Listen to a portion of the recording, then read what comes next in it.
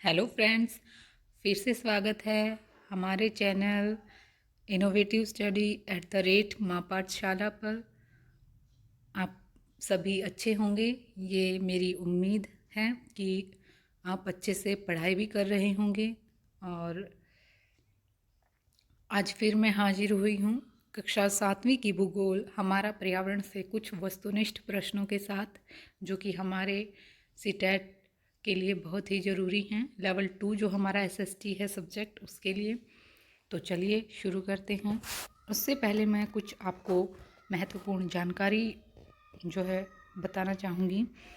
हम आज हमारा जो सेवन्थ क्लास का जो हमारा चैप्टर 2 है, हमारी पृथ्वी के अंदर, उसके बारे में हम थोड़ी सी आज चर्चा करेंगे।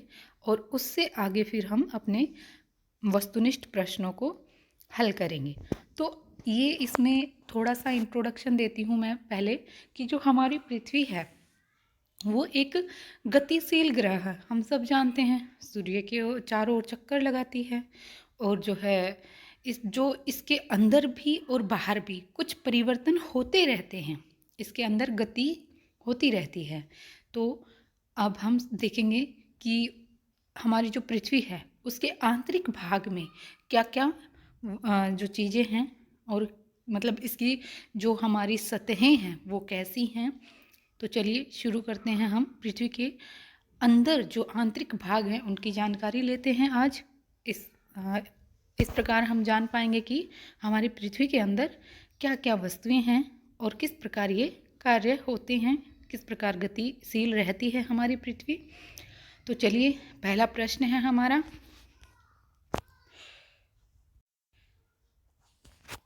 पृथ्वी कैसी परतों से बनी है? पर्पटी की परतों से, संकेंद्री परतों से, समुद्री एवं स्थलीय परतों, यहाँ पर पत्तों नहीं परतों होगा, परतों से, इनमें से कोई नहीं। तो इसका सही जवाब क्या होगा? इसका सही जवाब होगा संकेंद्री परतों से। हमारी जो पृथ्वी है एक प्याज की शेप, जिस प्रकार से प्याज होता है उसी तरह से इसकी सतहें हैं, एक के ऊपर एक जो सतह है। हम कई बार देखते हैं कि प्याज को हम छीलते हैं, उसकी सतहें बनी होती हैं। तो उसी प्रकार से पृथ्वी की भी सतहें बनी हुई हैं, और जो है एक के ऊपर एक समकेंद्री परतों से यह बनी हुई है। आगे बढ़ते हैं। अगला प्रश्न है हमारा, यह सबसे पतली परत होती है और महाद्वीप सहती में 35 किलोमीटर तथा समुद्र सतह में केवल 5 किलोमीटर तक है। कौन सी परत की विशेषताएं हैं? हमने जाना पृथ्वी की संकेंद्री सतहें हैं, परतें हैं। तो ये किस परत की, किस सतह की बात कर रही हैं? परपटी, मेंटल, क्रोड, इनमें से कोई नहीं। तो इसका सही जवाब होगा, ये हम बात कर रहे हैं परपटी जो हमारी सतह है उसके बारे में, जो कि हमारी पृथ्वी की सबसे ऊपरी सतह है। क्या है यह? जो है परपटी। आगे बढ़ते हैं।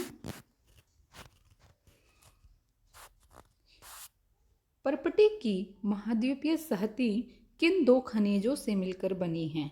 जो परपटी है वह महाद्वीप पर जो उसकी सतह बनी हुई है वह किन दो खनिजों से मिलकर बनी है? सिलिका एवं एल्यूमिनियम से, सिलिका एवं मैग्नीशियम से, दोनों से, या इनमें से कोई नहीं। तो इसका सही जवाब होगा सिलिका एवं एल्यूमिनियम से। ये जो हमारी महाद्वीपीय सहती है जो मुख्यतः सिलिका एवं एल्यूमिनियम से बनी हुई है, इन खनिजों से बनी हुई है। इसमें इस प्रकार के खनिज पाए जाते हैं। इसे Cl भी कह दिया जाता है। Cl यानी कि सिलिका के C और एल, एल्यूमिनियम से L हमने ले लिया तो Cl भी कह सकते हैं। और जो हमारी महासागरीय, ये कौन सी सतह थी? हमारी महाद्वीपीय सतह थी। और जो हमारी महासागरीय सतह है वह किससे बनी है, किन दो खनिजों से बनी है, सिलिका एवं मैग्नीशियम से। तो हम यहाँ याद रखेंगे सिलिका दोनों में है, लेकिन जो महाद्वीपीय सतह है वह एल्यूमिनियम में है सिलिका के साथ, और जो हमारी महासागरीय सतह है परपटी की वो सिलिका एवं मैग्नीशियम है। इसे हम सिमई, इसका शॉर्ट नेम है जो सिमई, तो सिमई से जानते हैं। ठीक है, चलिए आगे बढ़ते हैं। यह है हमारा अगला प्रश्न। पृथ्वी की परतों में शामिल हैं परपटी, मेंटल, क्रोड, सभी। तो इसका सही जवाब होगा पृथ्वी की जो परतें हैं वो 3 हैं, परपटी, मेंटल, क्रोड, ये सभी। तो इसका सही जवाब है ये सभी पृथ्वी की परतें हैं। आगे बढ़ते हैं।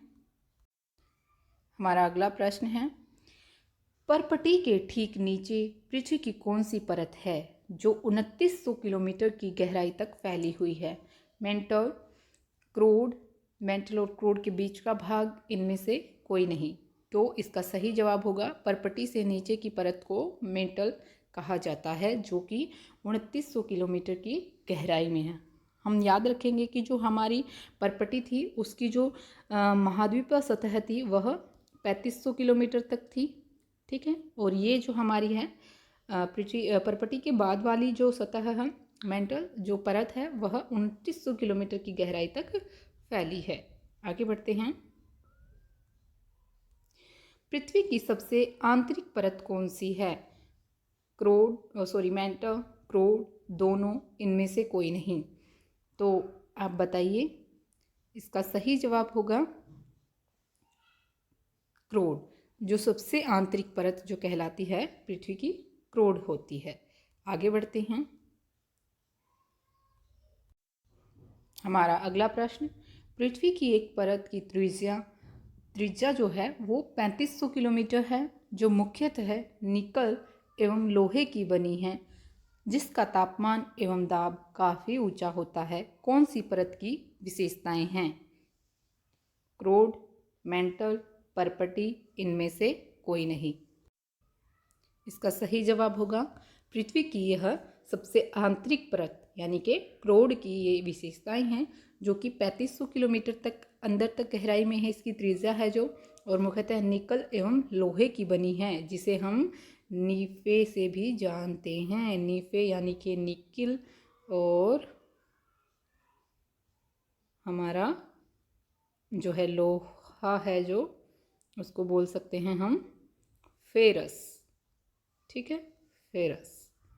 तो इस प्रकार इसकी शॉर्ट फॉर्म भी है नीफे। आगे बढ़ते हैं। विश्व की सबसे गहरी खान कौन से महाद्वीप में स्थित है, जो कि लगभग 4 किलोमीटर गहरी है। एशिया, उत्तरी अमेरिका, दक्षिण अमेरिका, यूरोप। तो इसका सही जवाब होगा दक्षिण अमेरिका। तेल की खोज में इंजीनियरों ने, जो इंजीनियर होते हैं, उन्होंने 6 किलोमीटर तक की गहराई की खुदाई कर ली है। और जब हम पृथ्वी के आंतरिक भाग तक अगर हमें पहुंचना है, जो कि बिल्कुल ही असंभव होता है, तो उसके लिए हमें समुद्र की सतह पर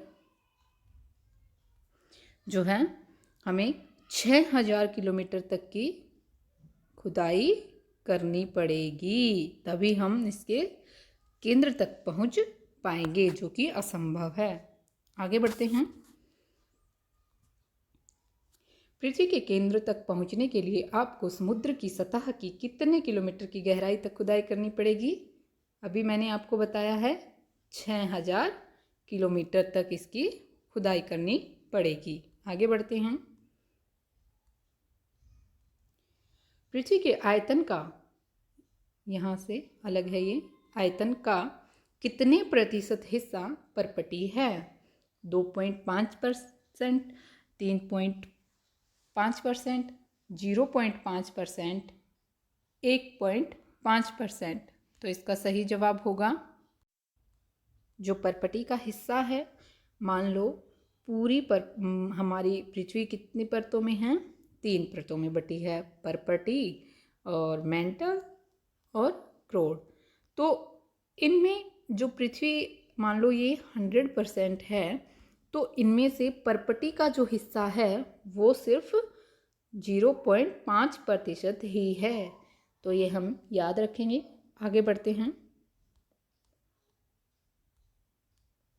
मेंटल और क्रोड का हिस्सा कितने प्रतिशत क्रमशः है? जिस प्रकार पर्पटी का हिस्सा 0.5% ही था, उस प्रकार से हमें मेंटल और क्रोड का भी हिस्सा बताना है। तो सही जवाब बताएं।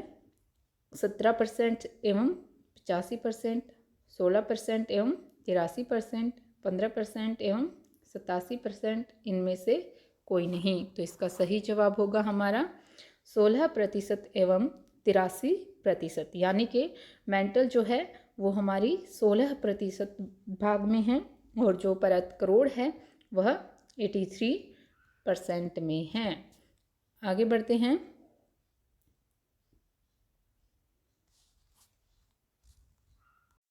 यहाँ हम एक और बात जानते हैं कि जो पृथ्वी है हमारी, उसकी त्रिज्या कितनी है।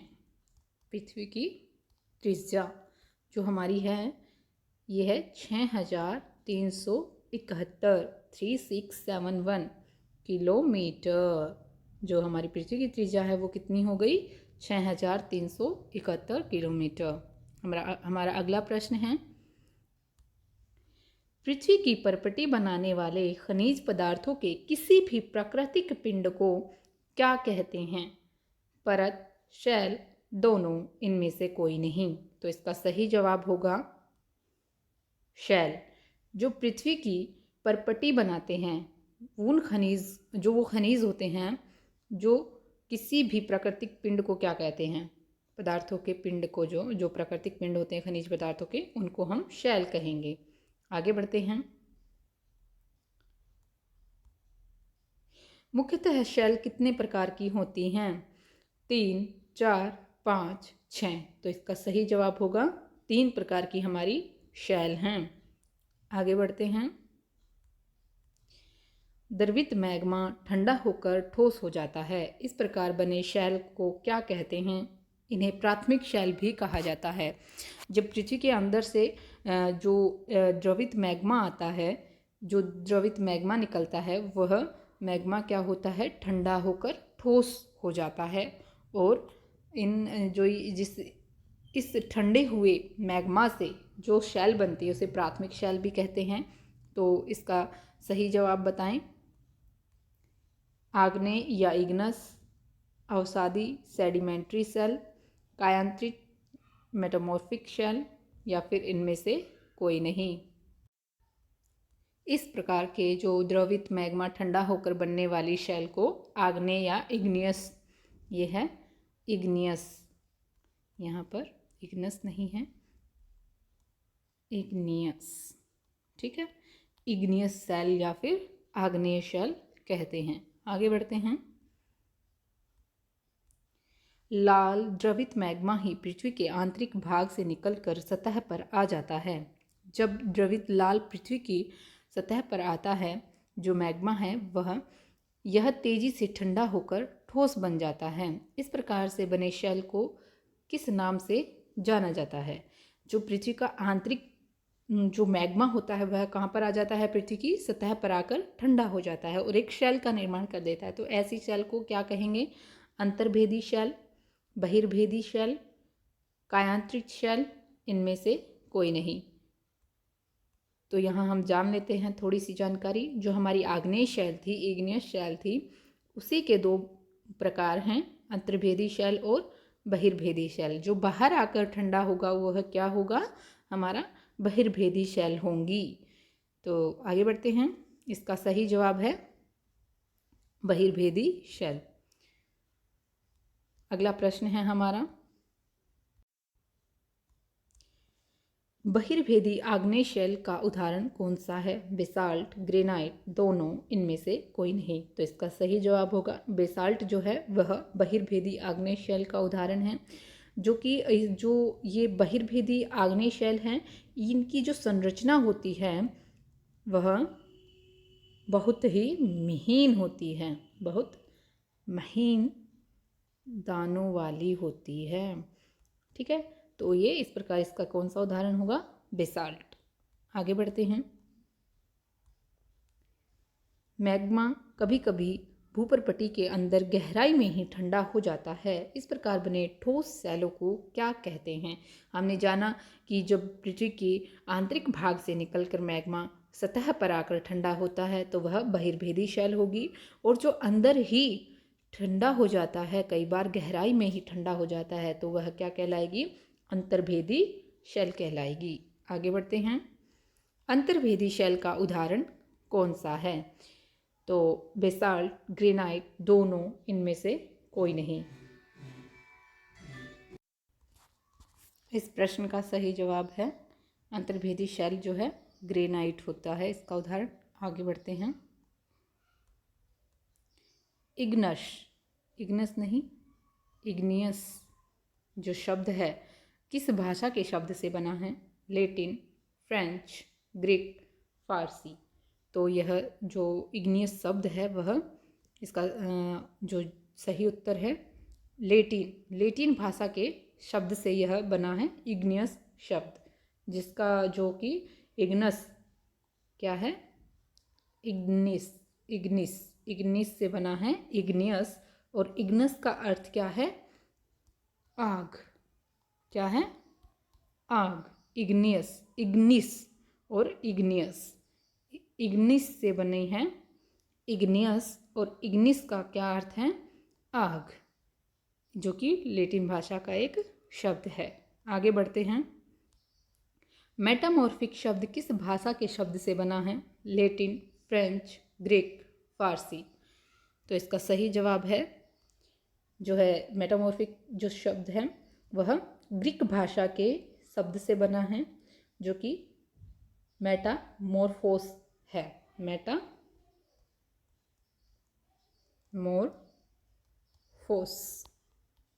मेटामॉर्फोस शब्द है ग्रीक भाषा का शब्द है, जिसका अर्थ क्या है?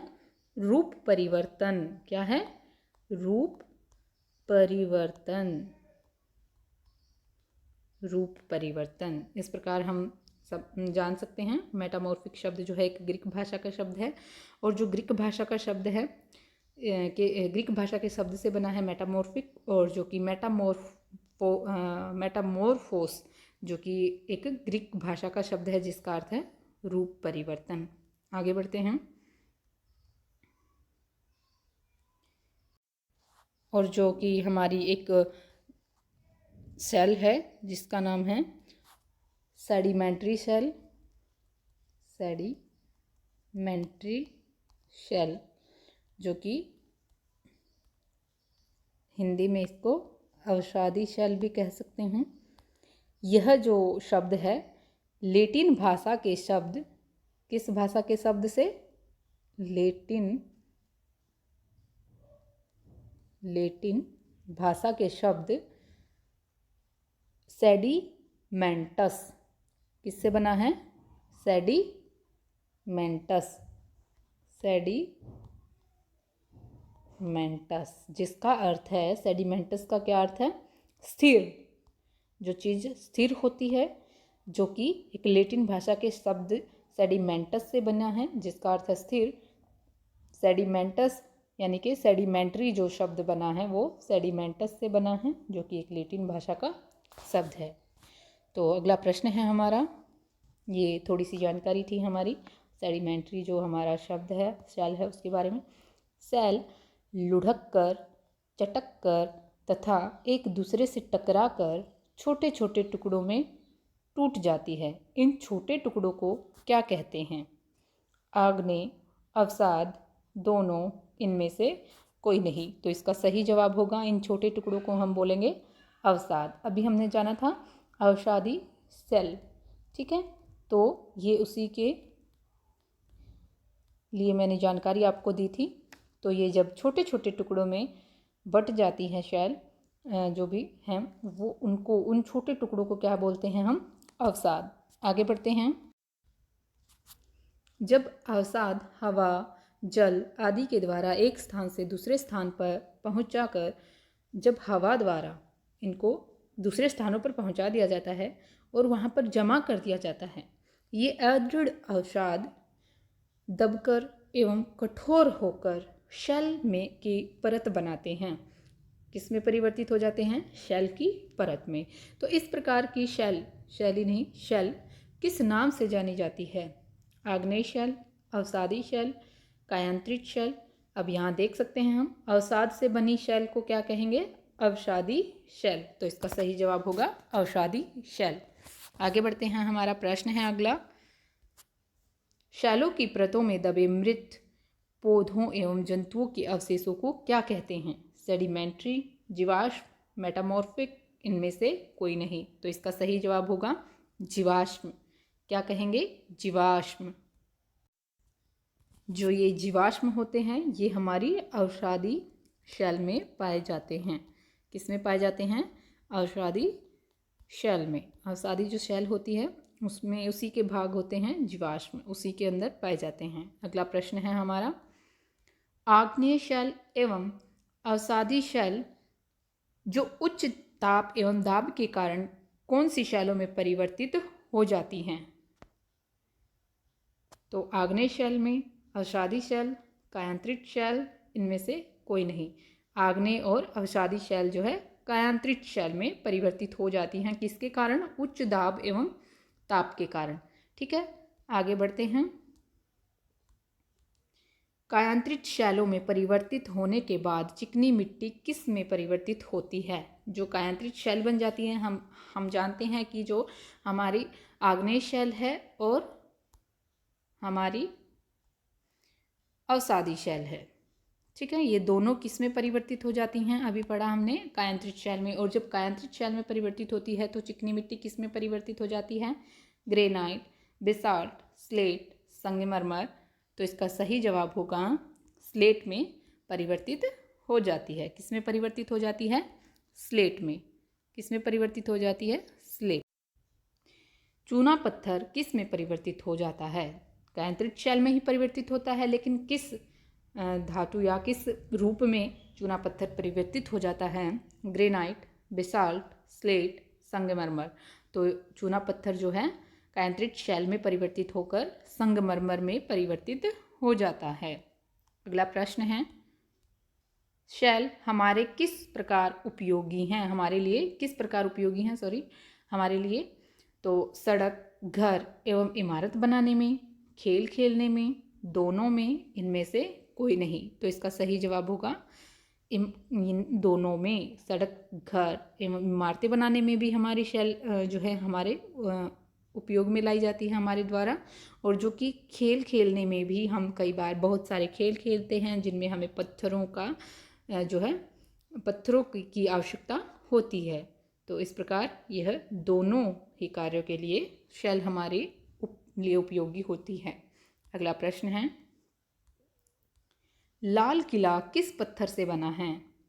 लाल बलुआ पत्थर से, सफ़ेद संगमरमर से, दोनों से, इनमें से कोई नहीं। तो इसका सही जवाब होगा लाल बलुआ पत्थर से।